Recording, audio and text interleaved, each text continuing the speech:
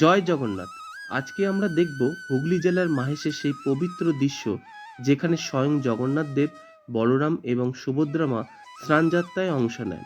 হাজার হাজার ভক্তের জয় জগন্নাথের ধ্বনিতে কেঁপে ওঠে সমগ্র মাহেশ অঞ্চলটি।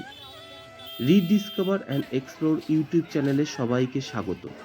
আজ আমরা উপস্থিত হয়েছি হুগলি জেলার মাহেশের শ্রী জগন্নাথ মন্দিরের পবিত্র স্নানযাত্রার এক অপূর্ব দৃশ্যের সাক্ষী হতে, এবং আমার সাথে সাথে সকল দর্শনার্থীরা এই ঐতিহাসিক 630তম শ্রীপাঠ মাহেশের পবিত্র স্নানযাত্রার মহাদিবসে জগন্নাথ, বলরাম এবং মা সুভদ্রার আশীর্বাদ লাভ করুন।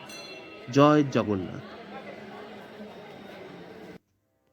স্নানযাত্রা হলো ভগবান জগন্নাথ, বলরাম ও দেবী সুভদ্রার অন্যতম গুরুত্বপূর্ণ উৎসব।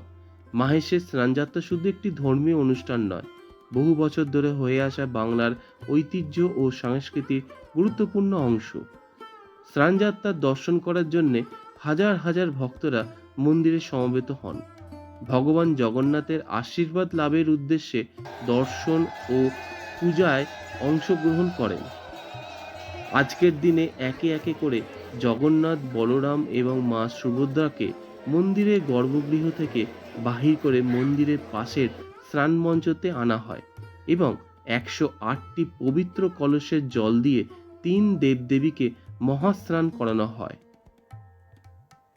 28 ঘড়া গঙ্গা জল, 1.5 মণ দুধে জগন্নাথ দেবের স্নানযাত্রা হয়ে থাকে। 108টি কলসের বিশেষ দ্রব্য দ্বারা জগন্নাথ দেবের মহা অভিষেক হয়। এতে থাকে দ্বাদশ মৃত্তিকা, দ্বাদশ ফলের রস, রত্ন দকায়, ধাতু দকায়, পুষ্প দকায়, সমগ্র তীর্থের জল, নদ নদীর জল, সর্ব ঔষধি, মহা ঔষধি, অষ্টম গন্ধ, পঞ্চামৃত, পঞ্চগর্ভ, বিশেষ তৈল দ্বারা মহা অভিষেক। স্নানের পর দেবতাদের চন্দন, সুগন্ধি দ্রব্য, ফুল ও বিভিন্ন উপাচারে বিশেষ পুজো করা হয়। মনে করা হয় স্নানের পর মহাপ্রভুর জ্বর আসে, তাই পরবর্তী 15 দিন প্রভু ভক্তগণের অন্তরালে গোপন স্থানে চিকিৎসাধীন থাকেন। এই সময়কে অনবাসর বলা হয়। স্নানের পর জগন্নাথ দেবকে গজানন বা হস্তি রূপে সাজানো হয়, যেটি জগন্নাথের গজবেশ নামে পরিচিত।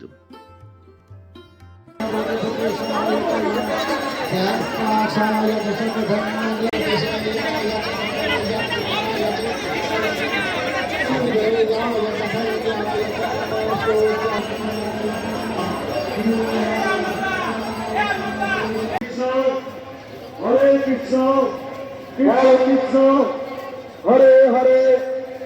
জয় জগন্নাথ,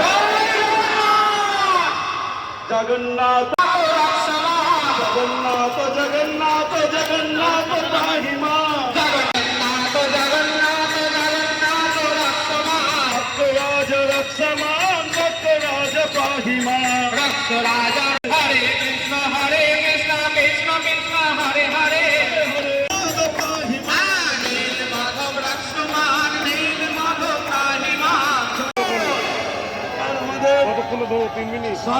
ওনাকে স্নান করাবো, আপনারা সেই স্নান পর্ব দর্শন করুন।